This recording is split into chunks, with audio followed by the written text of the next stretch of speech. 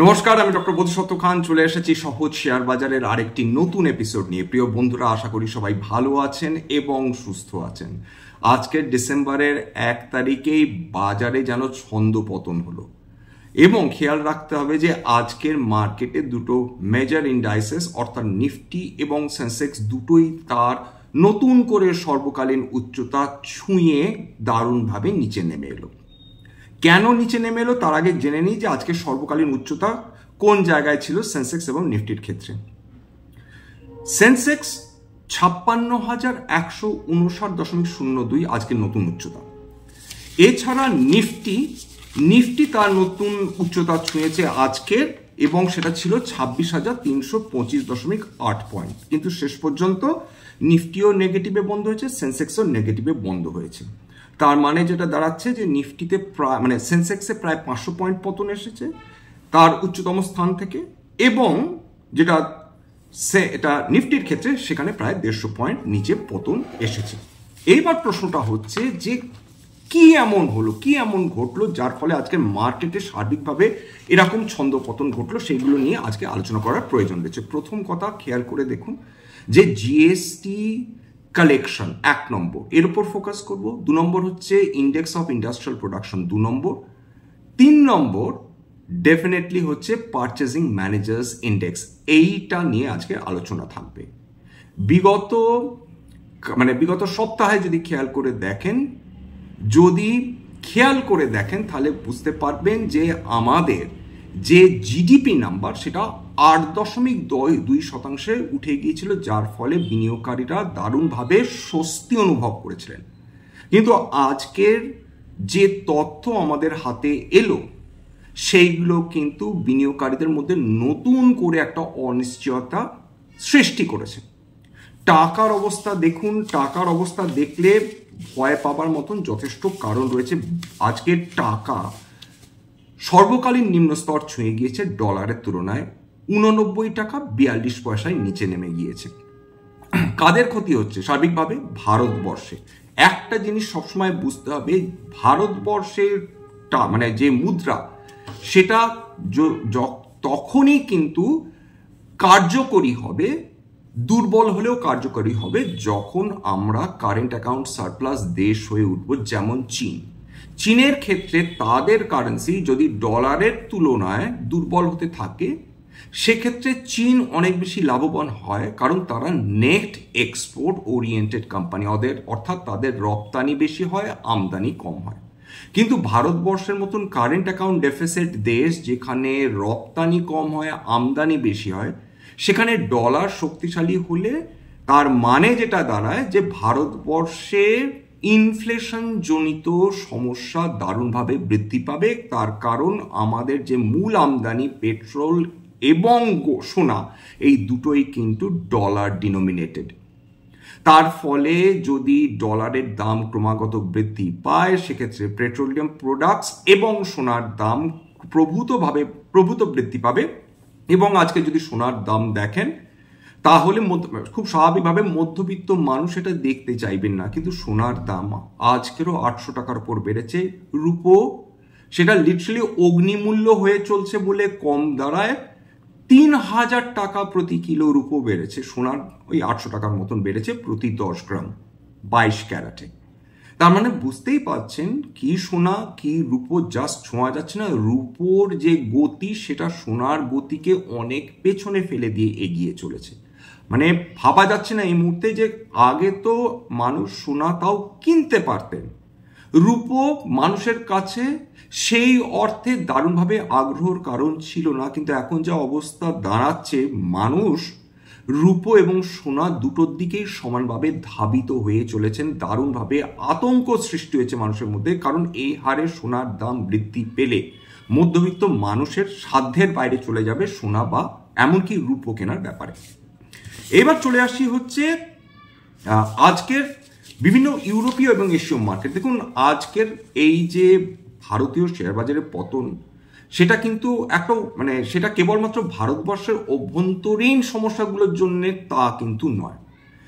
গোটা এশীয় মার্কেটের মধ্যে নিক্কে এবং কসপি অর্থাৎ দক্ষিণ কোরিয়া এবং জাপানের মার্কেট আজকের ভালো পতন দেখেছে। সাংহাই আজকে পজিটিভ হলেও সেটা দারুণভাবে রেখাপাত করেনি, তার কারণ নিকেই পতন দেখা মানে বা কসপি পতন দেখা মানে কিন্তু আমেরিকার মার্কেটে নতুন করে কোনো সমস্যা আসলেও আসতে পারে এমন মনে করছেন যারা বিশেষজ্ঞ তারা। আজকের ইউরোপীয় মার্কেটসগুলো দেখুন, আজকে যদি জার্মানির মার্কেট দেখেন বা ফ্রান্সের মার্কেট দেখেন, দুটোই কিন্তু ভালো পতন দেখেছে। ফ্রান্সের মার্কেট অর্থাৎ ক্যাক 0.73% নিচে, ড্যাক আজকে 1.38% পতন দেখে ফেলেছে।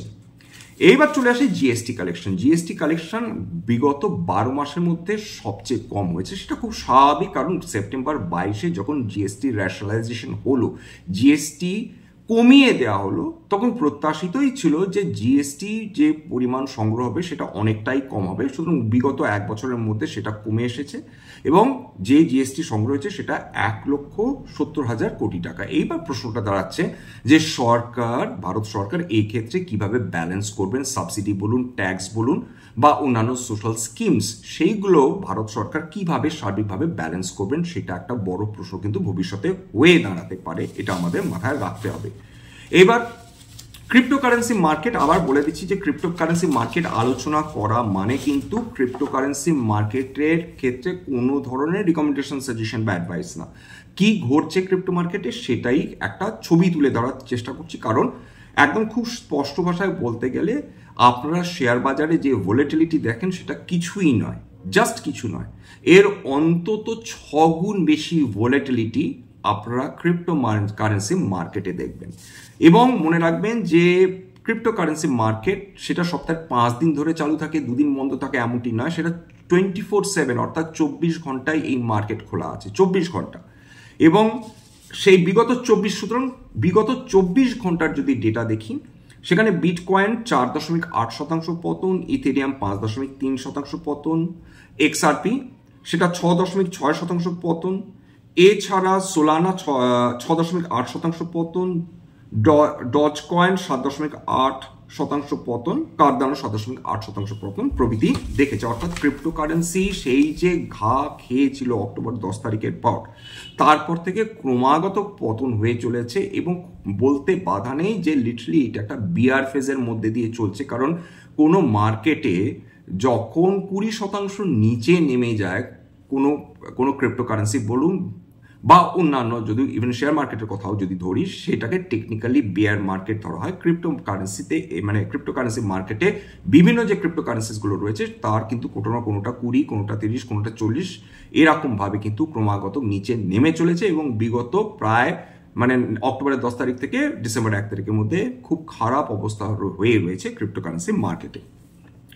এবার চলে আসি হচ্ছে যে তার মানে কি কমেছে, এছাড়া মার্কেট কেন ভয় পেল, আর এই কারণটা না বললে অন্যায় হবে। হঠাৎ করে বার্কলেস বলে একটি সংস্থা, তারা বলছেন যে তাদের মনে হচ্ছে যে রিজার্ভ ব্যাংক অফ ইন্ডিয়া হয়তো বা তারা ইন্টারেস্ট রেট তারা কমাতে নাও পারে। এতদিন আমরা যেটা ভাবছিলাম যে যেহেতু জিডিপি নাম্বার দারুণভাবে বৃদ্ধি পেয়েছে, ইনফ্লেশন সিপিআই ইনফ্লেশন 0.25-এ নেমে এসেছে, বার্কলেসের মতে সেটা লিটারালি অবিশ্বাস্য। সুতরাং তাদের বক্তব্য অনুযায়ী যদি এই হাই গ্রোথ ট্র্যাজেক্টরিতে ভারতবর্ষ থাকে, অর্থাৎ 8.2% গ্রোথ, সেক্ষেত্রে রিজার্ভ ব্যাংক অফ ইন্ডিয়ার কোনো কারণই নেই যে তারা ইন্টারেস্ট রেট কমাবেন। এবং ইনফ্লেশন 0.25% নিচে নেমে গেছে। সুতরাং রিজার্ভ ব্যাংক অফ ইন্ডিয়া এই মুহূর্তে মনে করছেন যে ইকোনমি যথেষ্ট রেজিলিয়েন্ট রয়েছে, টাকার ফ্লো যথেষ্ট রয়েছে, সুতরাং অতিরিক্ত তারা কোনো ধরনের ইম্পেটাস দেবেন কিনা বা ইন্টারেস্ট রেট কাট করবেন কিনা সেটার সন্দেহ রয়েছে বার্কলেসের মনে।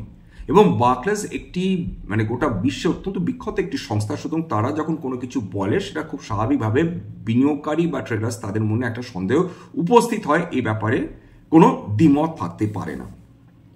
তারপর চলে আসি হচ্ছে IIP number. IIP number literally হতাশ করেছে, অর্থাৎ ইন্ডেক্স অফ ইন্ডাস্ট্রিয়াল প্রোডাকশন, এর সঙ্গে পারচেজিং ম্যানেজার্স ইন্ডেক্স সেটাও কমে গিয়েছে এবং এই দুটো নতুন করে একটা সন্দেহ সৃষ্টি করেছে মানুষের মনের মধ্যে। কিরকম দেখুন, যে যদি পারচেসিং ম্যানেজার্স HSBC যে ইন্ডিয়া পারচেসিং ম্যানেজার্স ইন্ডেক্সের যে তথ্য এসেছে সেখানে দেখা যাচ্ছে যে অক্টোবরে 57.4 ছিল PMI, সেটা কমে দাঁড়িয়েছে 56.6, অর্থাৎ বিগত 9 মাসের মধ্যে সবচেয়ে কম। এইবার প্রশ্নটা হচ্ছে যে পারচেসিং ম্যানেজার্স ইন্ডেক্স মানে কি? খুব সহজ ভাষায় বলতে গেলে যে হাজার হাজার কোম্পানি রয়েছে ভারতবর্ষে তাদেরকে ফোন করে 5টা প্রশ্ন করা হয়। প্রথম কথা, একটি নির্দিষ্ট মাসে অর্ডার বেড়েছে নাকি কমেছে। 2 নম্বর, একটি নির্দিষ্ট মাসে উৎপাদন বা প্রোডাকশন সেটা বেড়েছে নাকি কমেছে। 3 নম্বর, কর্মচারীর সংখ্যা বেড়েছে নাকি কমেছে। 4 নম্বর, একটি জিনিস কিনতে মানে সেটা কত সময় লাগছে, অর্থাৎ ডেলিভারি দিতে দেরি হচ্ছে অথবা হচ্ছে না। 5 নম্বর, কাঁচামালের দাম বেড়েছে নাকি বাড়েনি। এইবার এই 5টা সংখ্যার উপর নির্ভর করে যারা পারচেসিং ম্যানেজার্স ইন্ডেক্স নিয়ে ডিল করে, যেমন এই ক্ষেত্রে HSBC, তারা একটা নির্দিষ্ট স্কোর দিয়ে থাকে। সেই স্কোর অনুযায়ী পারচেসিং ম্যানেজার্স ইন্ডেক্স কমেছে। কিন্তু স্কোরটা কত? স্কোরটা যেটা বললাম যে 56, সেটা হচ্ছে 56.6। এইবার সেটা ভালো না খারাপ, দেখুন কমলে তো ডেফিনেটলি খারাপ লাগবে, কিন্তু যখনই কোনো দেশের পারচেসিং ম্যানেজার্স ইন্ডেক্স 50-এর ওপর থাকবে তার মানে এটা বোঝায় যে সেই দেশে বিভিন্ন কলকারখানাগুলো যথেষ্ট ভালো উৎপাদন করছে। 50-এ থাকা মানে হচ্ছে নিউট্রাল থাকা, 50-এর নিচে নেমে যাওয়া মানে ইন্ডাস্ট্রিয়াল প্রোডাকশন কমছে, এবং সেটা যদি খুব নিচে নেমে যায় খুব স্বাভাবিকভাবে বোঝা যায় অর্থনীতি দারুণ বিপদের মধ্যে দিয়ে চলছে। এই মুহূর্তে 56 থাকা মানে পারচেসিং ম্যানেজার্স ইন্ডেক্স, অর্থাৎ ভারতবর্ষে কলকারখানাগুলো দারুণ প্রোডাকশন করে চলেছে।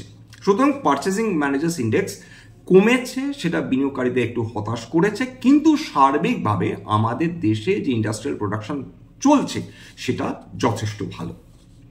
তাহলে PMI গেল, কিন্তু কনসার্ন তো রয়ে গেল। কি নিয়ে কনসার্ন রয়ে গেল? সেটা হচ্ছে ইন্ডেক্স অফ ইন্ডাস্ট্রিয়াল প্রোডাকশন। সেটা বিগত 14 মাসের মধ্যে সর্বনিম্ন 0.4, সেটা অক্টোবরে। সেপ্টেম্বর মাসে ছিল 4.6%, অর্থাৎ সেপ্টেম্বর মাসে 4.6% ছিল IIP নাম্বার, সেইটা কমে এসেছে মাত্র 0.4%। কেন কমেছে জানার আগে আমরা জেনে নিই যে IIP নাম্বার মানে কি। এই সোজা কথা হচ্ছে 3টে মূল সেক্টরের উপর ইন্ডেক্স অফ ইন্ডাস্ট্রিয়াল প্রোডাকশন দাঁড়িয়ে আছে।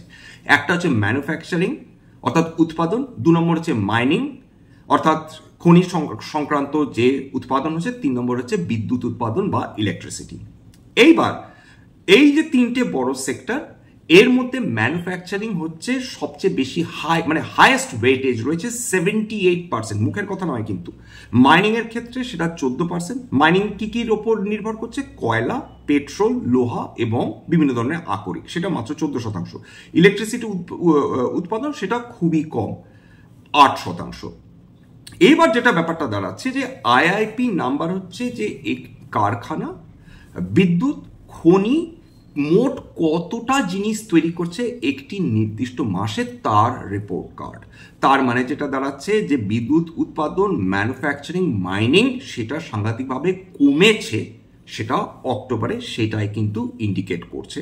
এটা আমাদের বুঝতে হবে, অর্থাৎ গ্রোথ কমেছে। এবং গ্রোথটা কি কারণে করেছে? যেগুলো এনার্জি হেভি সেক্টরস, সেই এনার্জি হেভি সেক্টরসগুলো কিন্তু দারুণভাবে আন্ডার পারফর্ম করেছে।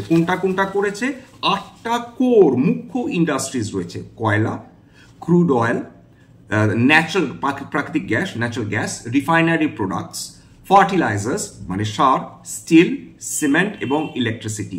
মোট ইন্ডেক্স অফ ইন্ডাস্ট্রিয়াল প্রোডাকশনের 40% এই মোট এই 8টা কোর ইন্ডাস্ট্রিজ তারা অকুপাই করে থাকে, এবং এরা দারুণভাবে কিন্তু আন্ডার পারফর্ম করেছে, যার ফলে আমরা দেখেছি যে IIP নাম্বারে এই লেভেলের পতন কিন্তু চলে এসেছে।